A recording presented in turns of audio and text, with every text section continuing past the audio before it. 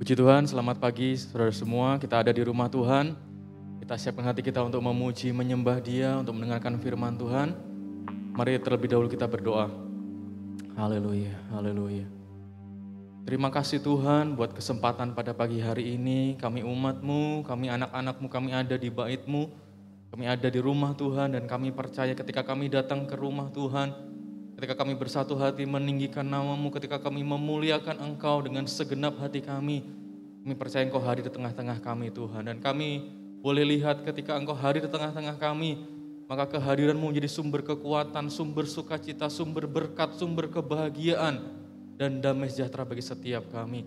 Kami alami lawatan Allah pada pagi hari ini, kami alami berkat-berkat Tuhan, dan nama Tuhan yang dipuji, dipermuliakan. Mari terus bekerja Tuhan, Roh Kudus menjamah setiap kami. Tidak ada satupun yang terluput dari kuasa Allah. Terima kasih Bapa. Ini hati kami memuji, memuliakan Engkau. Dalam nama Yesus, haleluya. Amin. Puji Tuhan. Mari saya undang kita semua bangkit berdiri. Kita mau terus memuji Tuhan. Kita mau mengagungkan Dia. Sebab Dia yang layak ditinggikan. Haleluya. Dia yang besar dan ajaib pekerjaannya. Layaklah segala bangsa untuk memuji dan menyembah Dia. Haleluya.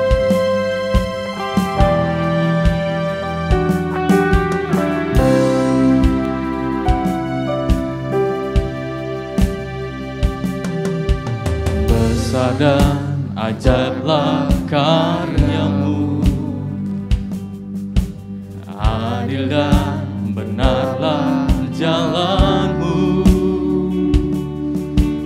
Raja segala bangsa, yang maha kuasa, mulia nama-Mu.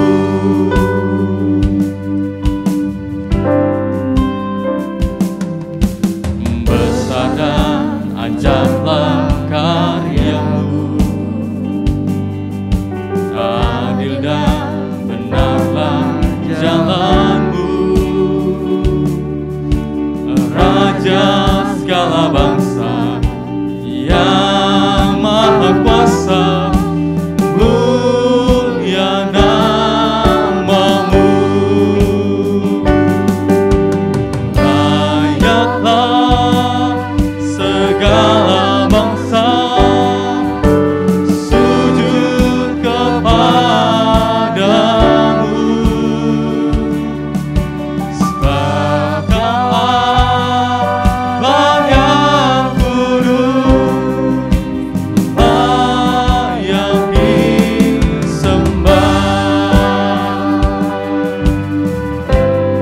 Haleluya, haleluya.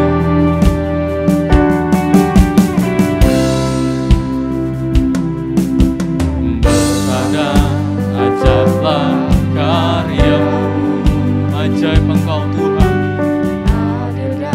Benarlah jalan-Mu,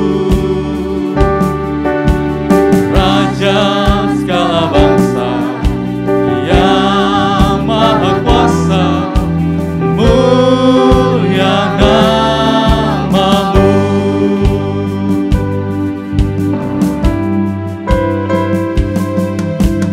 Besar dan ajaiblah karya-Mu, adil dan benarlah jalan-Mu. Raja segala bangsa, yang maha kuasa, mulia nama-Mu. Layaklah segala bangsa sujud kepadamu, haleluya. Segala bangsa sujud kepadamu, sebab Kaulah yang kudus, layak disembah. Layaklah segala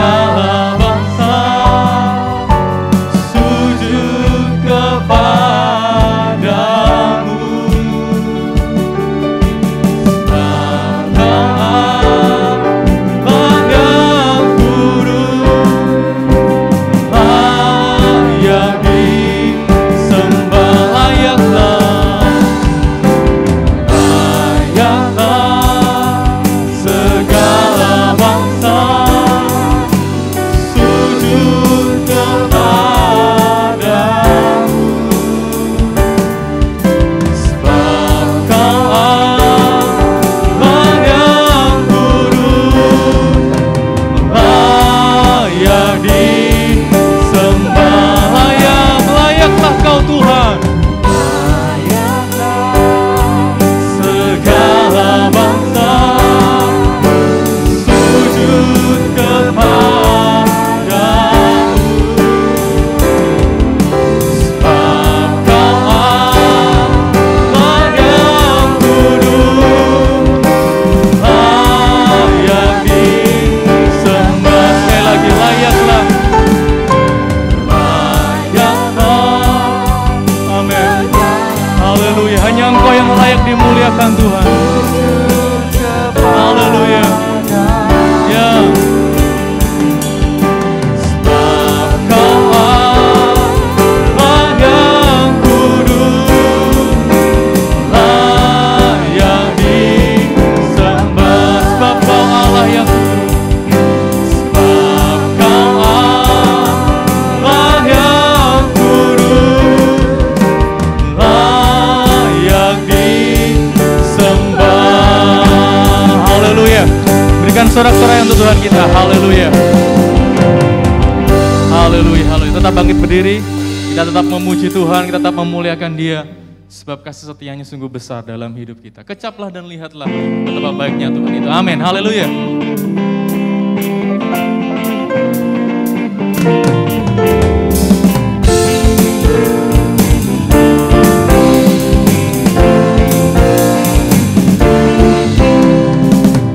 Kecaplah dan lihatlah betapa baiknya Tuhan itu. Rasakan dan nikmati kasih setia Tuhan. Kecaplah dan lihatlah betapa baiknya Tuhan itu. Ya, rasakan dan nikmati kasih setia Tuhan, kasih setia Tuhan, kasih setia Tuhan. Mari naikkan syukurmu, syukur bagimu Tuhan, segala hormat bagimu Tuhan, Allah yang mengasihiku, Allah yang memeliharaku. Syukur, syukur bagimu Tuhan, segala hormat bagimu Tuhan, Allah yang mengasihiku, Allah yang memeliharaku selamanya.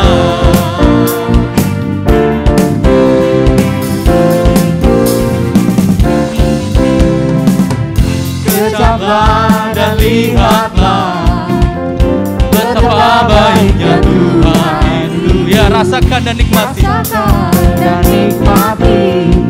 kasih setia Tuhan. Kecaplah dan lihatlah, amin, betapa baiknya Tuhan itu. Rasakan dan nikmati kasih setia Tuhan, kasih setia Tuhan, kasih setia Tuhan.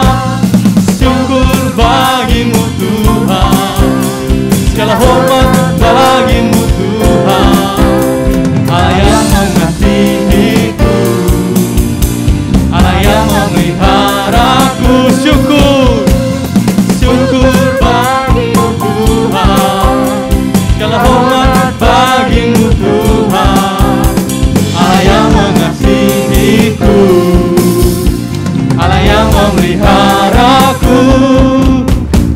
Syukur bagimu Tuhan, segala hormat bagimu Tuhan, Allah yang mengasihiku. Amin.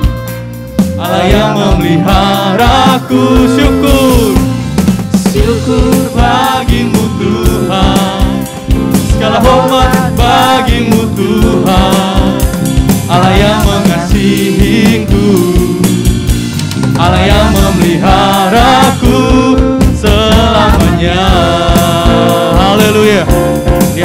baik dalam hidup kita. Haleluya. Puji Tuhan, silakan duduk Bapak Ibu Saudara semua. Haleluya, Dia Tuhan yang sungguh baik. Banyak yang Dia perbuat dalam kehidupan kita dan kita tidak bisa membalas kasih setia Tuhan. Kita cuma bisa bersyukur, kita cuma bisa memuliakan Dia dengan apa yang kita miliki, dengan kehidupan kita. Haleluya, mari terus arahkan hatimu kepada Tuhan. Haleluya. Terima kasih Tuhan, terima kasih Tuhan.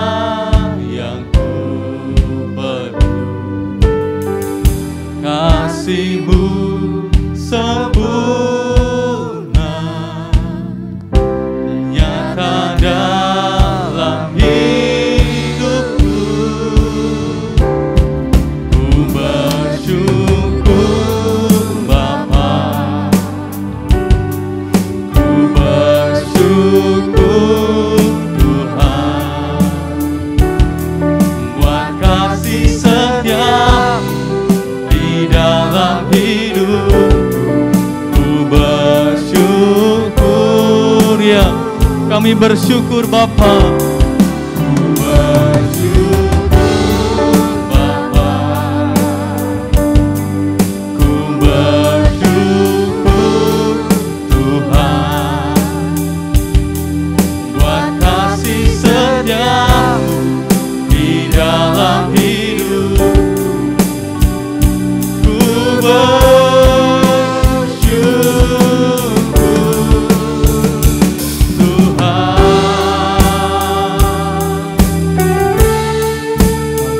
Mari jemaat Tuhan kita bangkit berdiri.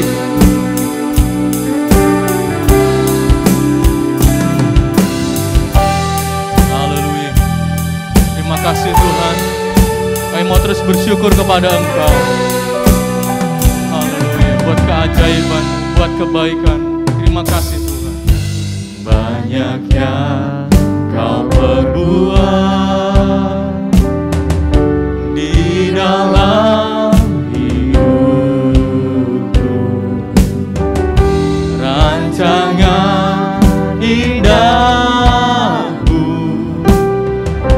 terjadi di hidupku. Bapa yang mengerti segala yang ku perlu. Terima kasih Tuhan.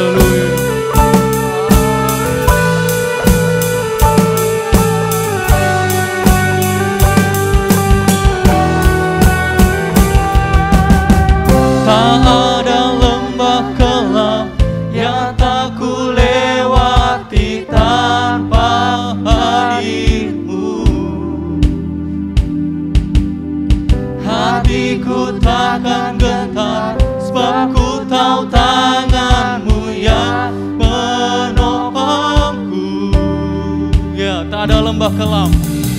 Tak ada lembah kelam yang tak ku lewati tanpa hadir-Mu. Hatiku takkan gentar, sebab ku tahu tangan-Mu yang menopangku. Kaulah Yesus, Kaulah Tuhan. Kaulah Yesus, Kaulah Tuhan, hanya Kau ku percaya. Kaulah Yesus, Kaulah Tuhan, harapan hidupku. Ku bersyukur Bapa, ku bersyukur Tuhan, buat kasih setia-Mu di dalam hidupku. Ku bersyukur Tuhan, ku bersyukur Bapa, ku bersyukur Tuhan, buat kasih setia-Mu di dalam hidupku.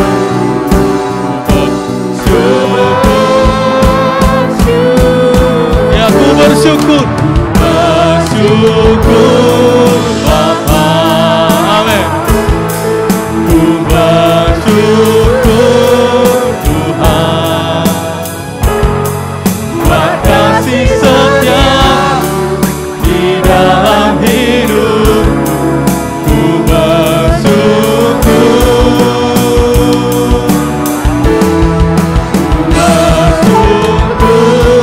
Bapa, ku bersyukur Tuhan, buat kasih setia-Mu di dalam hidupku. Ku bersyukur Tuhan.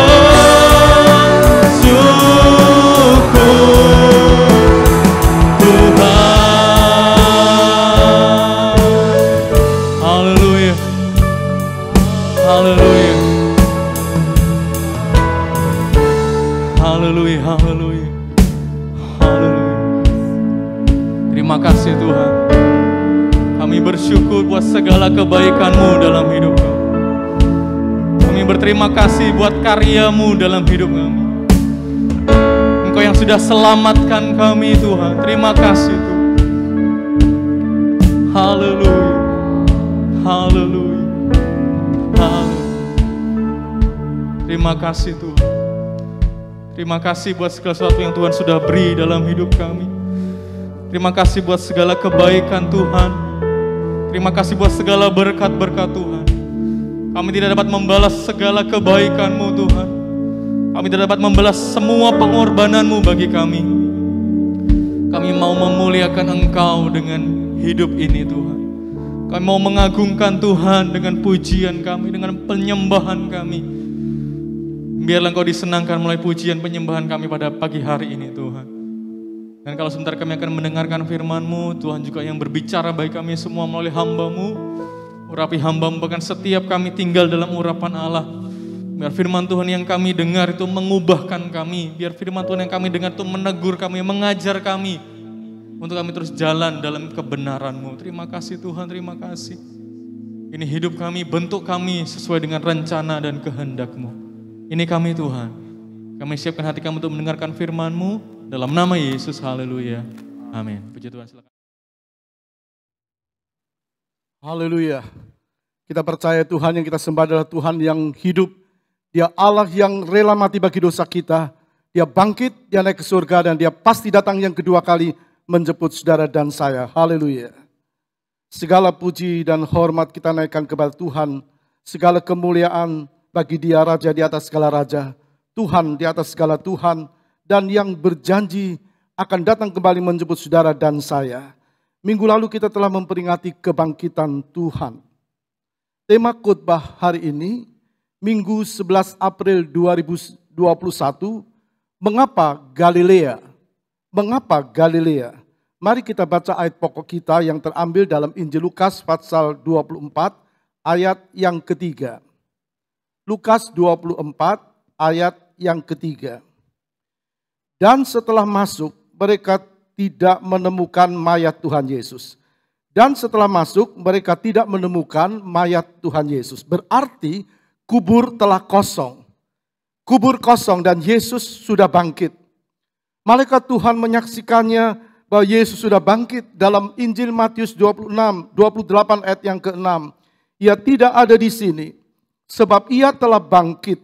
Sama seperti yang telah dikatakannya, mari lihatlah tempat ia berbaring. Malaikat Tuhan menyaksikan, mengatakan bahwa Yesus bangkit.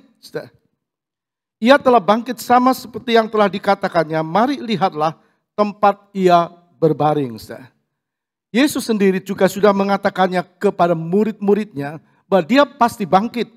Dalam Lukas pasal 24 ayat 7, yaitu bahwa anak manusia, Yesus yang rela jadi manusia, harus diserahkan ke tangan orang-orang berdosa dan disalibkan dan akan bangkit pada hari yang ketiga. Artinya Yesus harus mati. Karena itu tujuan dia turun ke dalam dunia ini.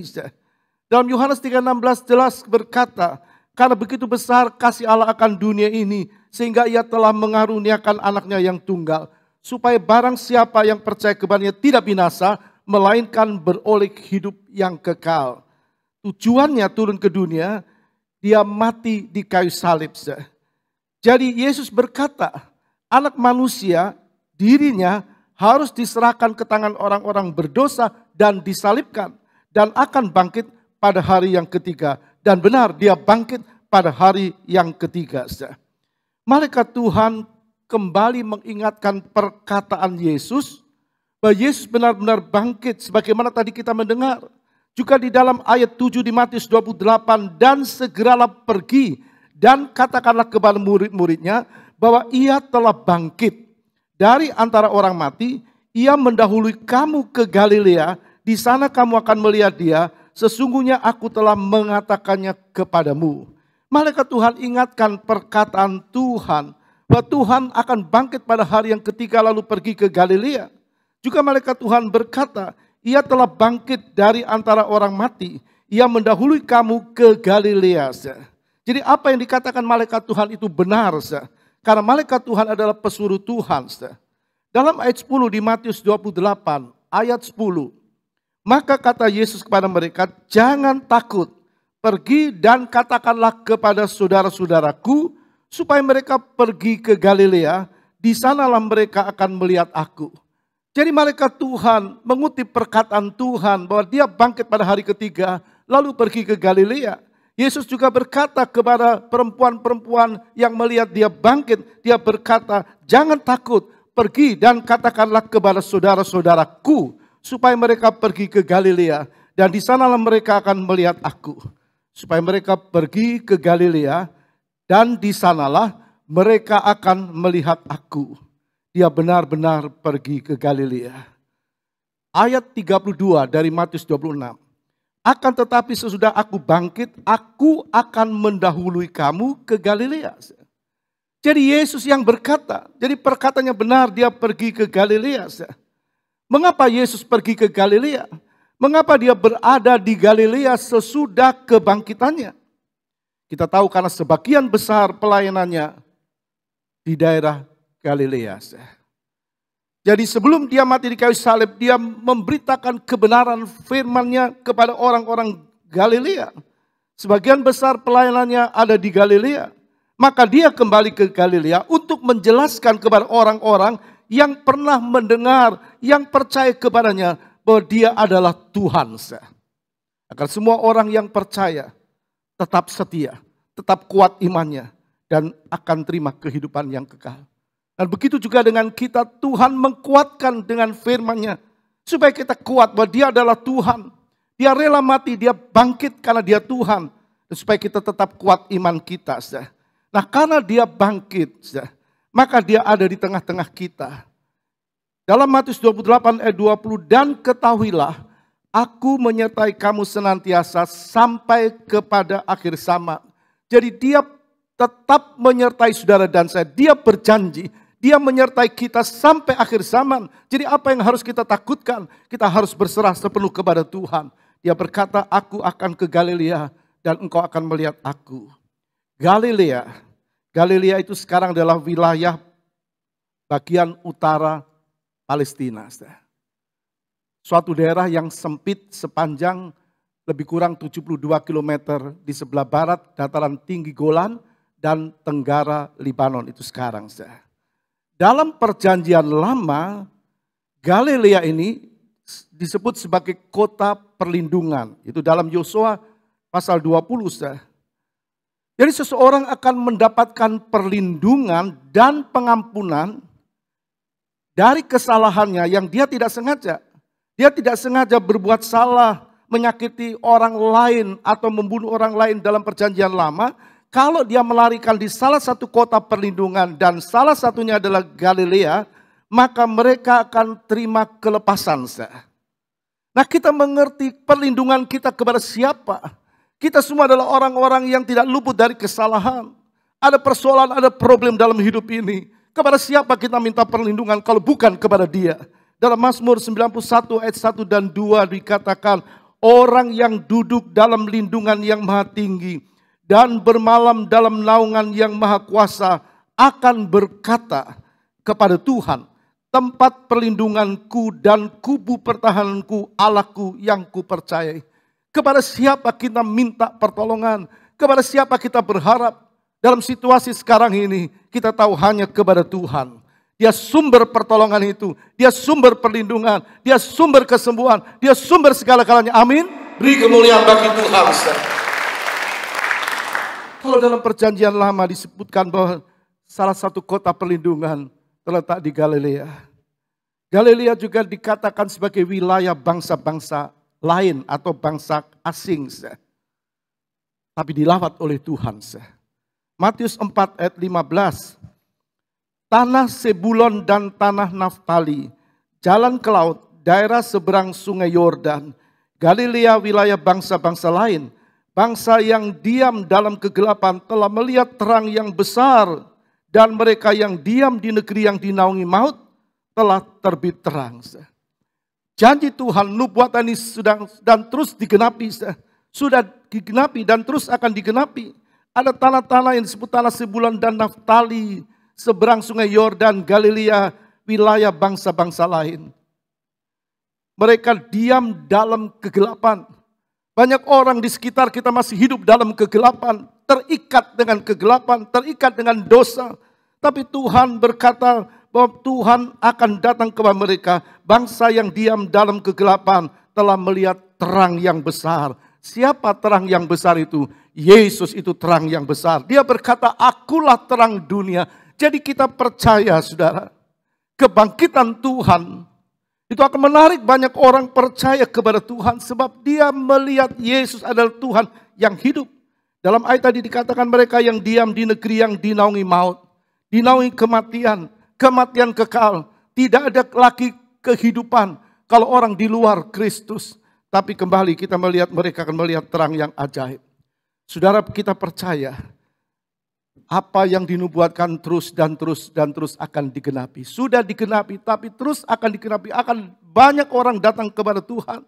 Mereka akan makan bersama-sama Tuhan dalam kerajaan surga dari timur, barat, utara, dan selatan. Itu artinya banyak orang yang percaya kepada Tuhan sebelum dia datang yang kedua kali. Galilea dalam perjanjian baru kita melihat Yesus pernah tinggal di Galilea, tepatnya di Nazaret. Dalam Matius 2 ayat 22b dan 23, karena dinasihati dalam mimpi, pergilah Yusuf ke daerah Galilea. Setibanya di sana ia pun tinggal di sebuah kota yang bernama Nazaret. Hal itu terjadi supaya genaplah firman yang disampaikan oleh nabi-nabi bahwa ia akan disebut orang Nazaret. Jadi para nabi sudah menyampaikan hal ini jauh sebelumnya. Yesus akan disebut orang Nazaret. Yusuf tinggal di Galilea, di daerah Nazaret, saudara. Tempat di mana Yesus bertumbuh, dibesarkan di tengah-tengah bukit-bukit yang berbatu kapur dalam daerah Galilea. Tepatnya di Galilea bawah, saudara. Jadi Yesus pernah tinggal di Nazaret. Murid-murid Yesus juga berasal dari Galilea. Dalam Yohanes 1 ayat 43 sampai 44. Dalam Injil Yohanes pasal 1 ayat yang ke-43 dan 44. Pada keesokan harinya Yesus memutuskan untuk berangkat ke Galilea. Ia bertemu dengan Filipus dan berkata kepadanya, "Ikutlah aku." Filipus itu berasal dari Betsaida, kota Andreas dan Petrus. Jadi murid-murid Tuhan banyak yang dari daerah Galilea. Filipus tinggal di Galilea, tepatnya di kota Betsaida. Ia sekota dengan Petrus dan Andreas. Jadi kita mengerti Yesus kembali ke Galilea menunjukkan bahwa pengikutan murid-muridnya tidak sia-sia. Sebab dia adalah Tuhan. Begitu juga Tuhan hadir bersama dengan kita untuk menjelaskan kepada kita melalui firman-Nya bahwa dia adalah Tuhan. Dia hidup dan pengikutan kita kepadanya tidak sia-sia. Amin. Di Galilea kita tahu ada danau yang disebut Danau Kineret. Jadi Danau Kineret ini adalah Danau Kinerot atau Genesaret. Atau disebut juga Laut Tiberias. Nah, disinilah Tuhan juga memilih murid-muridnya. Lukas 5 ayat 11. Dan sesudah mereka menghela perahu-perahunya ke darat, mereka pun meninggalkan segala sesuatu lalu mengikut Yesus. Yesus rubah murid-muridnya dari penangkap ikan, penjala ikan, menjadi penjala manusia. Jadi beda, tujuan Tuhan jelas. Dari yang jasmani menjadi yang rohani. Di Galilea Yesus memilih para murid-muridnya. Tuhan juga rindu menjelaskan kepada kita bahwa tujuan Tuhan akan membuat kita makin setia kepada Tuhan, makin dekat dengan Tuhan, mengerti dan mencari perkara-perkara yang rohani. Galilea juga disebut sebagai pos pelayanan Kristus. Matius 9 ayat 1. Sesudah itu naiklah Yesus ke dalam perahu lalu menyeberang. Kemudian sampailah ia ke kotanya sendiri. Jadi kita melihat Galilea dipakai sebagai tempat pos pelayanan atau misi pelayanan daripada Yesus Kristus ke daerah Galilea. Nah, Tuhan mau kita juga sebagai kotanya. Di mana Tuhan tinggal, kita bait sucinya, di mana Tuhan tinggal untuk supaya apa? Kita punya visi misi penyelamatan jiwa-jiwa. Bukan cuma kita mengerti kita sudah diselamatkan lalu kita berhenti. Tujuan Tuhan datang ke dunia untuk menyelamatkan, memang untuk menyelamatkan manusia yang mau percaya. Dan kita bersyukur, kita percaya. Tapi Tuhan memiliki pengertian yang lebih jauh untuk saudara dan saya. Ada banyak orang yang belum kenal kepada Tuhan. Maka Tuhan mau kita menjadi tempatnya Tuhan. Rumahnya Tuhan, bait sucinya Tuhan. Sebab itu Tuhan berkata dalam Matius 28, pergilah kamu jadikanlah semua bangsa muridku. Melalui ibadah kebangkitan Tuhan, adakah kita memberikan hidup kita ini untuk Tuhan? Apakah kita berkarya bagi Tuhan dan pekerjaannya? Adakah kita membawa jiwa-jiwa kepada Tuhan? Mungkin mereka ada di sekeliling kita, mungkin orang tua, keluarga, saudara kita atau tetangga kita atau orang yang lain yang belum percaya kepada Tuhan. Tuhan ingin pergi kamu, jadikanlah sekalian bangsa muridku. Jadi Tuhan pergi ke Galilea supaya Tuhan menguatkan murid-muridnya, orang-orang Galilea, orang-orang percaya. Supaya mereka kuat di dalam Tuhan. Jangan sampai mereka berhenti di tengah jalan. Yesus pernah juga diragukan kenabiannya. Dalam Yohanes 1 ayat 46. Kata Natanael kepadanya, mungkinkah sesuatu yang baik datang dari Nazaret? Yesus tinggal di Nazaret di daerah Galilea. Lalu dia juga pernah diragukan kenabiannya. Oh, dia cuma orang baik, dia bukan nabi. Mungkin kita pernah dengar seperti itu. Atau mungkin orang berkata, oh, dia nabi, cuma nabi, dia orang yang baik dan seterusnya. Karena itulah Yesus datang ke Galilea Supaya semua orang tahu dia bukan cuma seorang nabi saja. Yesus datang ke Galilea supaya orang tahu bahwa ia bukan hanya seorang nabi, tapi dia benar-benar juru selamat dunia, anak Allah yang hidup. Jadi Yesus dia keliling seluruh daerah Galilea sebelum dia naik ke Bukit Golgota. Matius 4 ayat 23. Yesus pun berkeliling di seluruh Galilea. Ia mengajar dalam rumah-rumah ibadat dan memberitakan Injil Kerajaan Allah serta melenyapkan segala penyakit dan kelemahan di antara bangsa itu. Jadi kita melihat apa yang dikerjakan Kristus. Dia berkeliling ke seluruh daerah Galilea. Artinya dia pergunakan waktu yang singkat sebelum dia naik ke Bukit Golgota. Untuk memberitakan kebenaran firman, dia mengajar dalam rumah-rumah ibadat, memberitakan Injil. Bagaimana dengan kita? Kita tahu waktu kita singkat, tidak lama lagi Tuhan datang yang kedua kali. Adakah kita menggunakan waktu yang singkat ini untuk menyampaikan firman, memberitakan kebenaran firman, menyaksikan siapa Yesus yang sebenarnya? Banyak orang sampai hari ini mereka belum terima Kristus. Atau mereka mungkin cuma menghargai dan berkata, oh ya Yesus memang orang baik. Tapi mereka tidak menerima Yesus sebagai Tuhan dan Juru Selamat.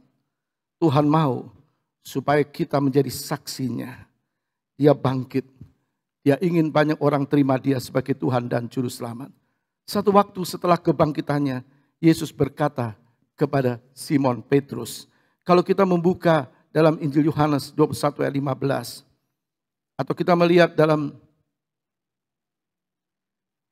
ayat 15 mulai, sesudah sarapan Yesus berkata kepada Simon Petrus, Simon anak Yohanes, apakah engkau mengasihi aku lebih daripada mereka ini?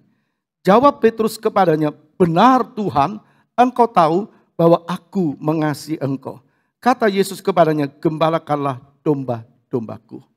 Tuhan tanya kepada Simon Petrus.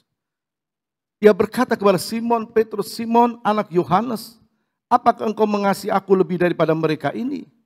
Jawab Petrus kepada Yesus, benar Tuhan, engkau tahu bahwa aku mengasihi engkau. Lalu Yesus berkata kepadanya, gembalakanlah domba-dombaku. Tuhan bukan tidak tahu hatinya Simon, tapi Tuhan ingin Simon memperdengarkan keyakinannya kepada Tuhan dan apa yang dia mau lakukan untuk Tuhan. Sampai 3 kali Yesus berkata kepada Simon, gembalakanlah domba-dombaku. Yesus pesan kepada Simon Petrus untuk menggembalakan. Itu artinya menjaga, melindungi, memberi makan, dan merawat. Adakah kita menjadi tangan-tangannya Tuhan? Memenangkan banyak jiwa, menjaga mereka, supaya mereka kuat imannya, melindungi mereka dalam pengertian dilindungi dengan kebenaran firman, memberi makan kebenaran firman, merawat dengan apa yang Tuhan berikan kepada kita. Adakah kita menjadi tangan Tuhan? Yesus mau waktu kedatangan yang kedua kali. Ada banyak orang yang tetap beriman dan percaya kepada Tuhan. Sebab ini menentukan. Di firman Tuhan dikatakan barang siapa bertahan sampai ke akhir dia diselamatkan. Itu berarti ada orang-orang yang tidak tahan sampai ke akhir.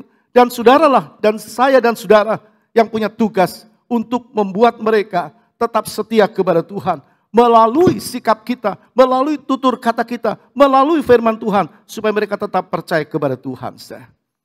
Saudara kita lihat terus waktu Tuhan melakukan mujizat di wilayah timur Laut Galilea. Dalam Lukas 8 ayat 26. Lalu mendaratlah Yesus dan murid-muridnya di tanah orang Gerasa yang terletak di seberang Galilea. Ada orang yang dirasuk setan. Dan banyak setan, maka waktu ditanya dia berkata namanya Legion. Dalam Lukas 8 ayat 26, Yesus mendarat dan murid-muridnya bersama murid-muridnya di tanah orang Gerasa yang terletak di seberang Galilea. Ada banyak orang-orang di daerah Galilea yang tidak mengerti seperti orang-orang ini, penduduk Gerasa dan juga orang yang dirasuk oleh setan. Setan mengikat orang ini, menyakiti dirinya, tidak mengerti siapa Tuhan. Tapi satu waktu Tuhan datang kepada orang ini. Dan Yesus minta supaya orang ini, Yesus menyembuhkan orang yang dirasuk setan ini. Dan setan ini dia berkata, siapa engkau Tuhan? Aku tahu engkau anak Allah. Apa engkau mau menyiksa aku sebelum waktunya? Lalu setan minta supaya diizinkan masuk ke babi-babi pada waktu itu. Dan kira-kira ada 2000 ekor babi yang terjun ke danau dan mati lemas. Yesus izinkan. Sebab Yesus tahu tujuan dari legion atau setan ini bukan babi. Tujuannya adalah manusia. Tujuannya bukan babi. Maka Tuhan izinkan supaya orang ini sembuh. Dan benar-benar orang ini sembuh. Tuhan berkata, firman Tuhan jelaskan. 1 Petrus 5 ayat 8, waspadalah. Iblis seperti singa yang mengaum. Mau melulur siapa yang dapat dilulurnya. Jadi saudara lihat di sini dalam kisah yang ditulis dalam Injil Lukas pasal 8. Yesus sembuhkan orang ini. Tapi penduduk Gerasa menolak kehadiran Kristus. Mereka tidak tahu berharganya satu jiwa dibandingkan dengan ribuan babi. Nah ini banyak sekali dalam pemikiran duniawi orang lebih cenderung kepada hal-hal materi daripada hal yang rohani. Tidak memperdulikan yang rohani lebih daripada yang jasmani. Sehingga jasmani menjadi pokok bagi mereka. Lalu mereka orang-orang Gerasa meminta supaya Yesus tinggalkan mereka. Dalam ayat 37. Lalu seluruh penduduk daerah Gerasa meminta kepada Yesus supaya ia meninggalkan mereka. Sebab mereka sangat ketakutan. Maka naiklah ia ke dalam perahu lalu berlayar kembali. Yesus tidak pernah diam. Yesus ke Galilea sesudah kebangkitannya. Orang Gerasa tidak sadar siapa yang mereka tolak. Ada banyak orang-orang di sekitar kita juga tidak mengerti, tidak sadar siapa yang mereka tolak. Mereka lebih mengutamakan hal-hal jasmani atau hal-hal yang menyenangkan tubuh daripada menerima Kristus sebagai Tuhan dan Juru Selamat. Dan itu adalah tugas saudara dan saya. Yesus sudah bangkit. Yesus sudah bangkit. Maka kita punya tugas untuk memberitakan kebenaran firman. Ada banyak hal yang kita bisa melihat di Galilea. Katakan kota-kota Kapernaum, Korasim, Betsaida, Tiberias itu ada di daerah Galilea. Tempat pemungut cukai dan sebagainya. Ada orang-orang yang tidak bertobat. Tapi dengan melihat kebangkitannya. Masih ada kesempatan untuk mereka percaya kepada Kristus. Jadi saudara tahu kesempatan itu masih ada. Tatkala orang masih hidup, masih bisa bernafas. Itu kesempatan Tuhan masih membuka dirinya. Dan saudara dan saya menjadi tangannya Tuhan. Untuk apa? Untuk memberitakan kebenaran firman. Yesus juga pernah diragukan kemesiasannya. Karena berasal dari Galilea. Yohanes 7 ayat 41. Yang lain berkata, ia ini Mesias. Tetapi yang lain lagi berkata, bukan. Mesias tidak datang dari Galilea. Saya bisa melihat. Orang berkata ini Mesias. Tetapi yang lain lagi berkata bukan. Mesias tidak datang dari Galilea. Maka Yesus kembali ke Galilea sesudah kebangkitannya. Menunjukkan bahwa dia benar-benar Mesias. Dia benar-benar Juru Selamat. Saudara, Tuhan mau pakai kita. Untuk menunjukkan siapa dirinya. Yesus yang benar-benar Mesias. Tuhan dan Juru Selamat. Sampai saat ini banyak orang yang belum percaya Tuhan. Belum percaya Kristus. Juga miliknya sendiri orang-orang Yahudi. Mereka belum percaya. Mereka masih menantikan Mesias. Mereka menantikan Mesias yang mereka nantikan. Alkitab menyatakan bahwa satu kali sebelum Yesus datang yang kedua kali. Mereka akan mengakui Yesus itu adalah benar-benar Mesias. Juru Selamat Allah yang hidup. Kita lihat Roma 11 ayat 25 sampai 33. Kita baca ayat 26. Dalam ayat Roma 11 ayat 25 sampai 33 itu judulnya Penyelamatan Israel. Ayat 26. Dengan jalan demikian seluruh Israel akan diselamatkan. Seperti ada tertulis dari Sion akan datang penebus. Ia akan menyingkirkan segala kefasikan daripada Yakub. Dengan jalan demikian seluruh Israel akan diselamatkan. Israel adalah bangsa milik Tuhan. Bangsa pilihan Tuhan. Mereka menolak Tuhan. Mereka tidak mengaku Yesus adalah Mesias, bahkan mereka menyalibkan Kristus. Tapi kita melihat mereka adalah bangsa pilihan Tuhan. Firman Tuhan pasti digenapi. Dari Sion akan datang penebus. Ia akan menyingkirkan segala kefasikan, segala dosa daripada Yakub, keturunan Yakub. Artinya Tuhan itu akan mengampuni, menyelamatkan mereka apabila mereka percaya. Tapi kita yakin firman Tuhan pasti digenapi. Kita perhatikan terus ayat 31. Demikian juga mereka, nah di sini adalah Israel, sekarang tidak taat, supaya oleh kemurahan yang telah kamu peroleh, mereka juga akan beroleh kemurahan. Bukankah kita terima kemurahan? Bukankah kita terima anugerah? Kita terima kasih karunia, bukan hasil kerja kita, bukan karena kemampuan kita, bukan karena kekayaan kita, tapi karena kita percaya kepada Kristus, maka kita diselamatkan. Tapi firman Tuhan berkata, demikian juga dengan Israel. Sekarang tidak taat. Ada banyak orang Israel yang belum percaya kepada Yesus. Cuma sekian persen yang sudah percaya kepada Kristus.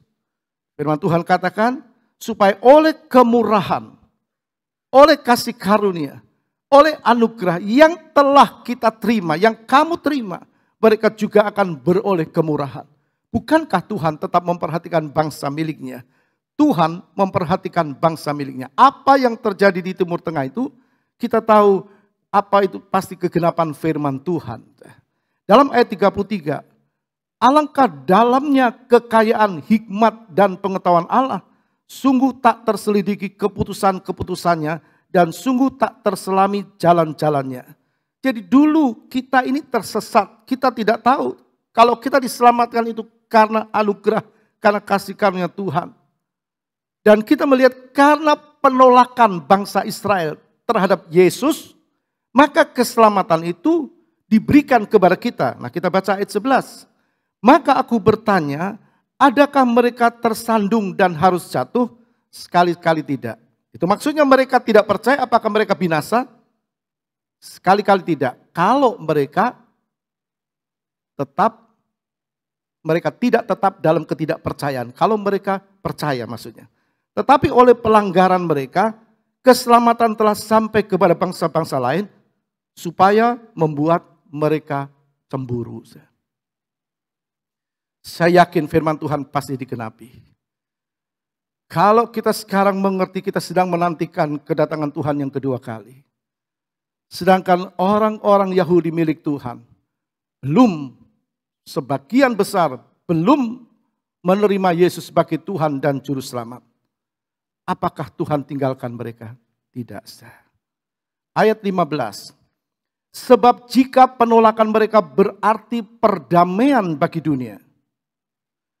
Sebab jika penolakan mereka berarti perdamaian bagi dunia. Maksudnya, jika mereka menolak Kristus, itu berarti ada keselamatan bagi bangsa-bangsa lain. Lalu dikatakan kalimat selanjutnya, dapatkah penerimaan mereka mempunyai arti lain daripada hidup dari antara orang mati? Jadi kalau penolakan mereka itu membuat orang-orang lain termasuk kita percaya kepada Kristus, memperoleh damai sejahtera. Tapi kalau mereka terima, dapatkah penerimaan mereka itu punya arti hidup dari antara orang mati? Berarti di mata Tuhan, sekarang mereka mati. Satu kali mereka akan hidup di mata Tuhan. Artinya mereka akan sadar dan terima Yesus sebagai Tuhan dan Juru Selamat.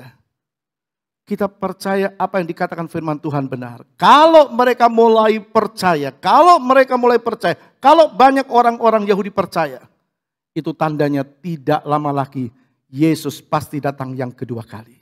Nah kalau itu terjadi kita tetap harus siap. Kita tetap harus maju, kita harus setia. Kalau tidak, yang terdahulu akan jadi terkemudian, yang terkemudian akan jadi terdahulu. Tuhan tidak tanya berapa kali kita merayakan ibadah kebangkitan Tuhan.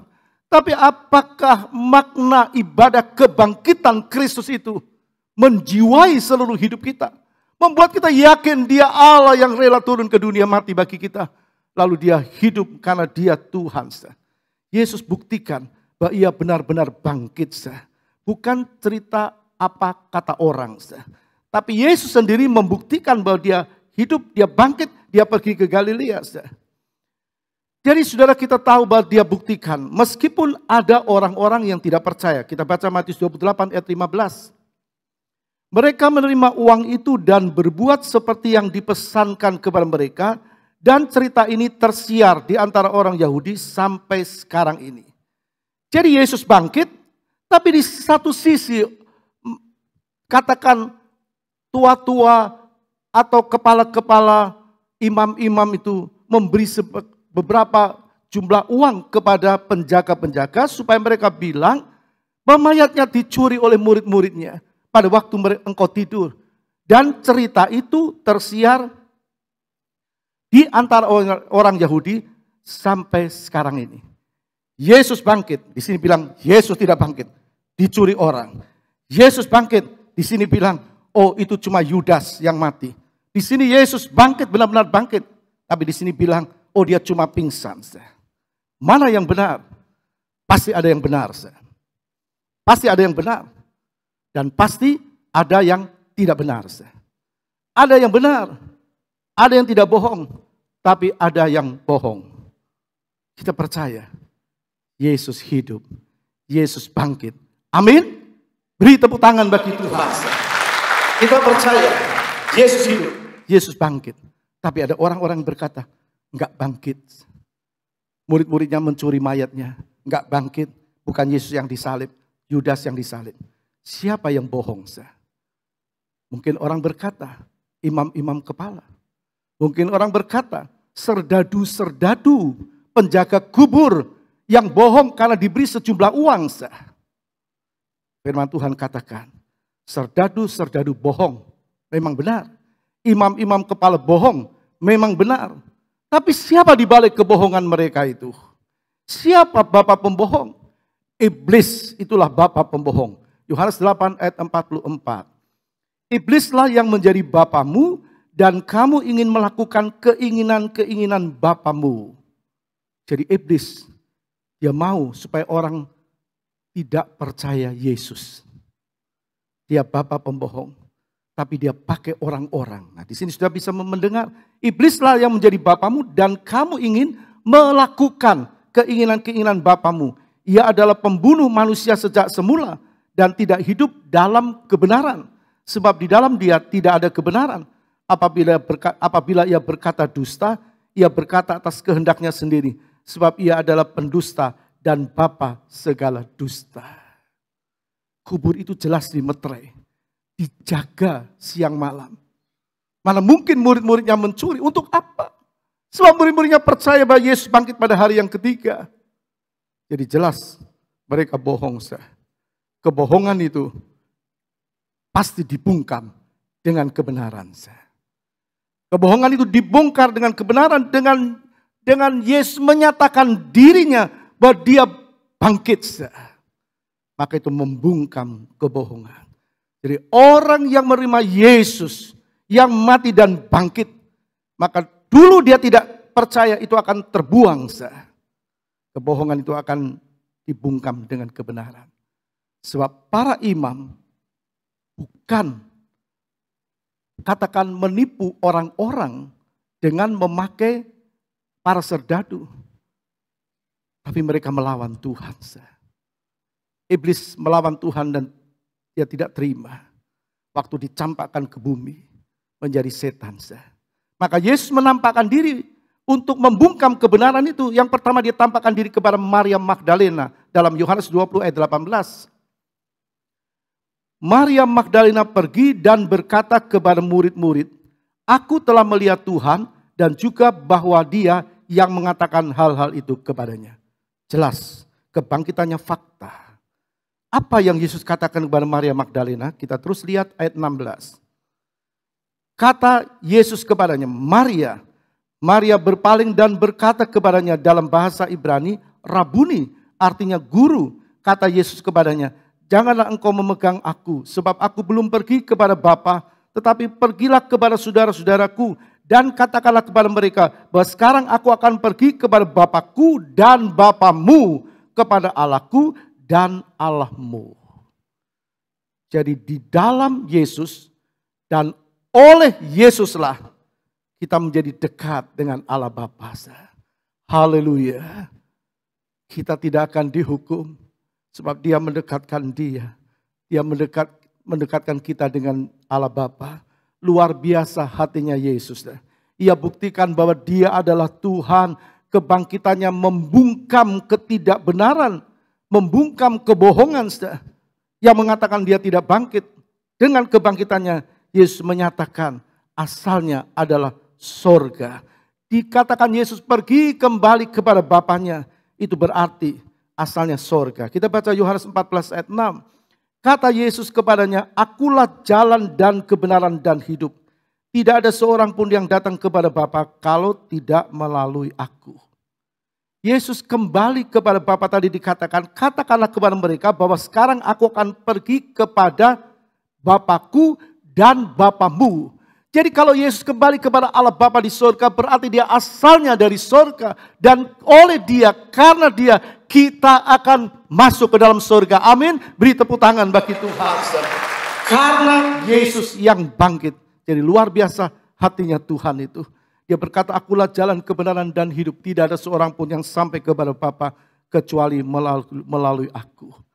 Kebangkitan Yesus itu menunjukkan kepada kita, kembali mengingatkan kita bahwa kita tidak menyembah tiga Allah, tapi satu Allah yang bertiga pribadi. Pribadi Bapa, Allah Bapa. Pribadi Anak, Allah Anak atau Yesus Kristus.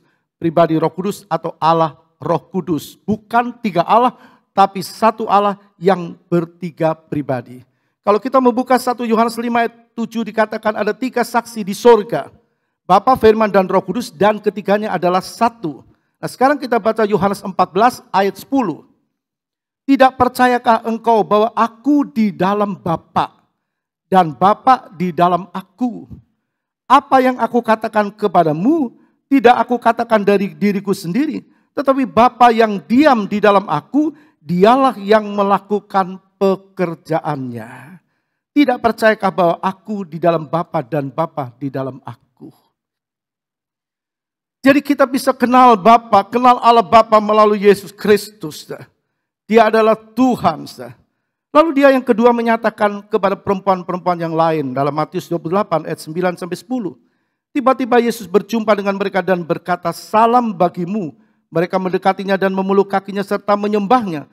Maka kata Yesus kepada mereka, jangan takut, pergi dan katakanlah kepada saudara-saudaraku supaya mereka pergi ke Galilea dan di sanalah mereka akan melihat aku. Jadi fakta, Yesus benar-benar bangkit. Dan semua penduduk daerah Galilea melihat bahwa Yesus benar-benar bangkit. Mereka diyakinkan Tuhan juga mau melalui kebangkitannya.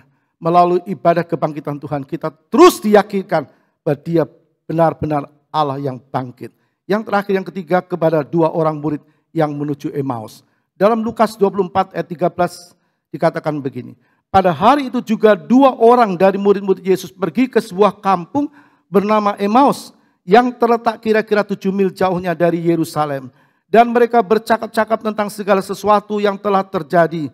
Ketika mereka sedang bercakap-cakap dan bertukar pikiran, datanglah Yesus sendiri mendekati mereka, lalu berjalan bersama-sama dengan mereka. Yesus mendekati mereka. Kenapa Yesus mendekati? Karena Yesus peduli, karena Yesus punya kasih, karena hatinya kasih. Yesus tahu 2 orang ini sedang bicara tentang diri Yesus. Mereka tidak mengerti Yesus sudah bangkit. Ada katakan yang menghalangi mata mereka untuk tidak tahu bahwa yang diajak bicara, yang sedang bicara dengan mereka adalah Yesus. Saudara, Tuhan mengerti. Ada orang-orang percaya yang belum mengerti benar. Yang belum benar-benar jadi pelaku firman. Tapi Tuhan rindu. Tuhan dekati. Tuhan bicara.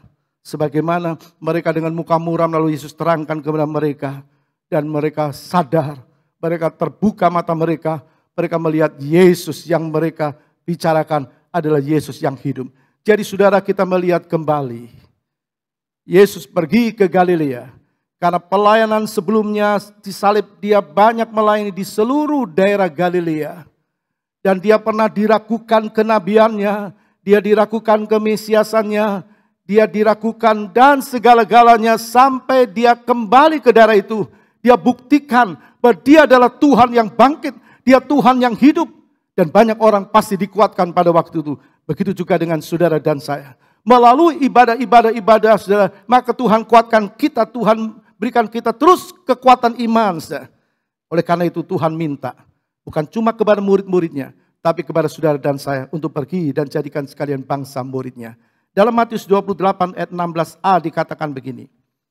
Dan ke-11 murid itu berangkat ke Galilea. Dan ke-11 murid itu berangkat ke Galilea, ke bukit yang telah ditunjukkan Yesus kepada mereka. Ketika melihat dia, mereka menyembahnya. Lalu ayat 19b, pergi dan jadikanlah semua bangsa muridku. Itu yang Tuhan mau. Jadi kita bisa mengerti ada dua golongan, yang satu percaya, yang satu tidak. Yang satu benar-benar yakin, satu meragukan.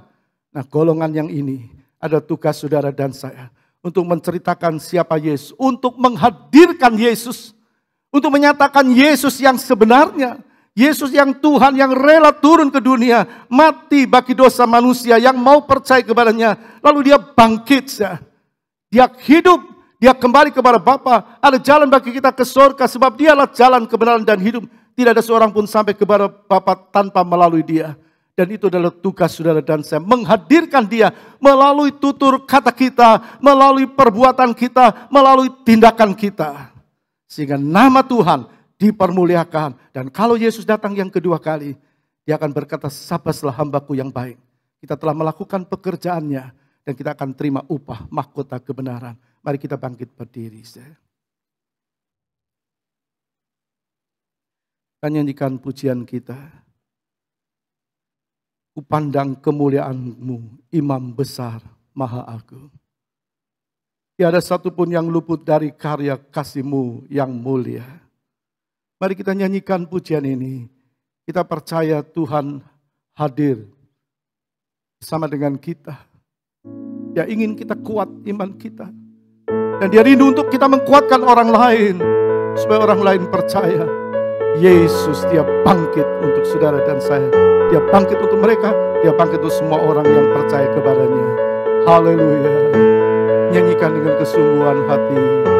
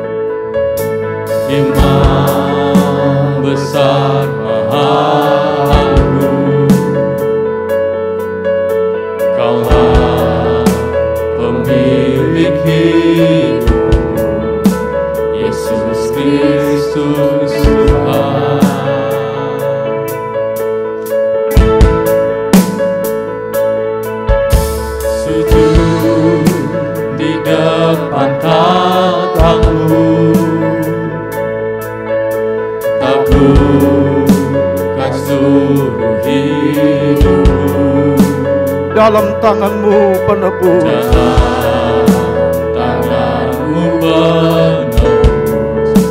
Yesus Kristus Tuhan.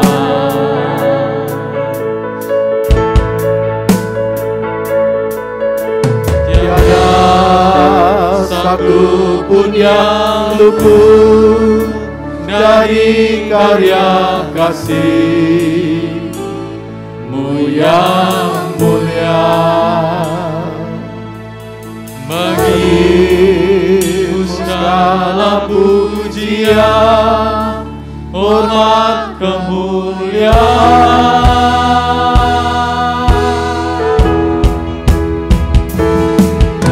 Engkau Tuhanku tinggal, yang bangkit dan menang, Yesus Kristus Tuhan. Ajar, mulia dan luhur, berkorban bagiku. Haleluya. Maka jiwaku memuja, menyembah Sang Raja, Yesus Kristus Tuhan. Kita mau terus sembah Dia, Allah yang hidup dan benar. Agunglah karya-Mu, maka jiwaku memuja Engkau Tuhan. Maka jiwaku memuja, menyembah Sang Raja, Yesus Kristus Tuhan. Saudara Niko Sutarjo berdoa.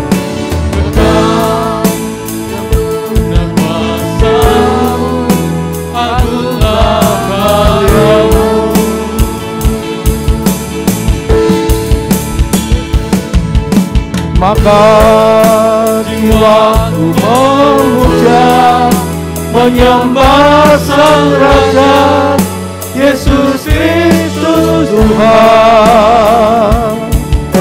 Kekal sempurna kuasa-Mu, agunglah karya-Mu.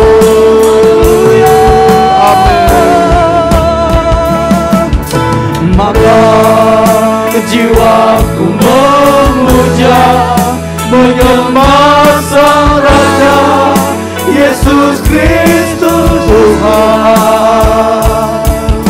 Kekal sempurna kuasa-Mu, agunglah karya-Mu.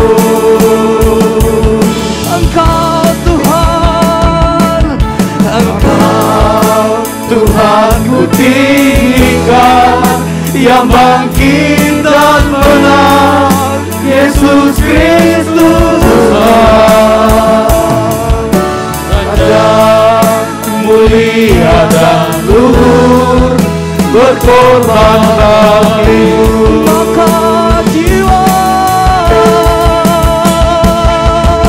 Maka jiwaku memuja, menyembah Sang Raja, Yesus Kristus Tuhan. Kekal sempurna kuasa-Mu, agunglah karya-Mu. Yesus Kristus Tuhan, Yesus Kristus.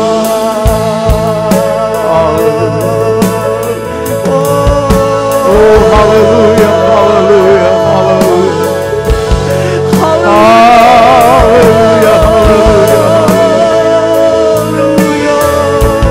Haleluya, haleluya,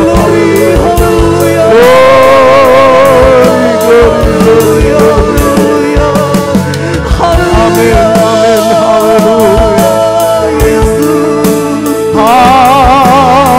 haleluya, haleluya.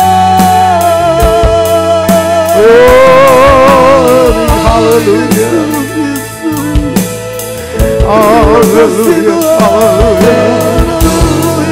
Glory, haleluya. Amin, amin, haleluya. Terima kasih.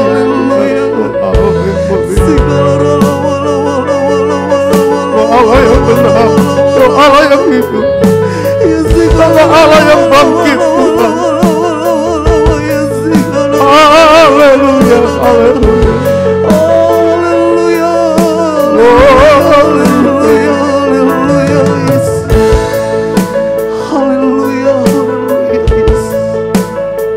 Terima kasih Tuhan.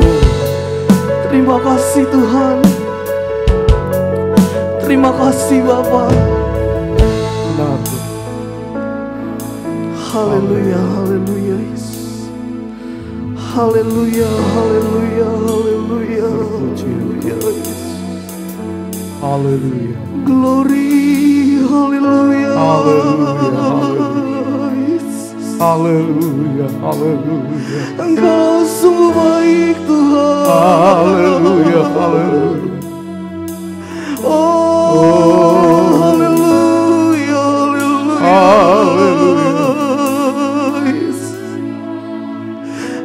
Haleluya, haleluya, haleluya. Haleluya, haleluya, haleluya, haleluya. Haleluya, haleluya, haleluya. Terpujilah namamu Allah yang kami sembah dalam nama Tuhan Yesus Kristus. Saat ini hati kami limpah dengan ucapan syukur buat kebaikan Tuhan. Terima kasih buat kebenaran firman-Mu yang telah mengingatkan kami. Terima kasih buat kebenaran firman-Mu yang menguatkan kami. Kami kembali boleh disegarkan oleh kebenaran firman-Mu ya Bapa. Kami boleh diingatkan akan kebaikan Tuhan, akan pengorbanan Tuhan Yesus Kristus, akan kasih karunia yang telah kami terima karena pengorbanan Tuhan di atas kayu salib. Terima kasih ya Bapa, terima kasih Yesus. Biarlah kami lebih lagi setia kepada Engkau Tuhan. Biar kebenaran ini tertanam dalam kehidupan kami, senantiasa mengingatkan kami bahwa Engkau Allah adalah Allah yang baik, Allah yang kami sembah, Allah yang tidak pernah meninggalkan kami, Allah yang bertanggung jawab dalam setiap kehidupan kami. Terima kasih buat pengorbanan-Mu di atas kayu salib Tuhan. Terima kasih buat kasih setia Tuhan. Terima kasih buat perkenanan-Mu bagi kami semuanya saat pagi hari ini ya Bapa. Terima kasih Tuhan. Engkau terus memberkati Bapak Gembala, bahkan pelayanan di tempat ini Tuhan. Engkau lebih memakai lebih lagi ya Bapa. Pertambah-tambahkan hikmat pengurapan yang berasal daripada-Mu Bapa. Biarlah dimanapun hamba-Mu ini berada Tuhan, dapat menjadi berkat nama Tuhan yang dipermuliakan. Terima kasih Yesus, terima kasih Tuhan. Biarlah kebenaran firman ini senantiasa menjadi rema dalam kehidupan kami, menjadi bekal dalam kehidupan kami, menjadi pedoman dalam kehidupan kami ya Bapa. Terima kasih Yesus, terima kasih Tuhan. Kami berdoa, mengucap syukur di dalam nama Tuhan Yesus Kristus. Haleluya. Terima kasih Bapa yang baik, terima kasih buat karunia-Mu. Kau turunkan putra-Mu yang tunggal bagi kami, menyelamatkan kami, mati bagi dosa kami, tapi bangkit karena Dia Tuhan. Kami bersyukur kepada-Mu dan jadikan kami saksi-Mu. Segala hormat bagi Engkau. Sekarang saudaraku yang dikasih Kristus, kita pulang dengan bawa berkat Allah Bapa, kasih sayang Yesus Kristus, dan persekutuan di dalam Roh Kudus, yaitu di dalam nama Tuhan Yesus Kristus. Hari ini sampai Maranatha, Tuhan Yesus datang yang kedua kali. Semua yang percaya katakan amin.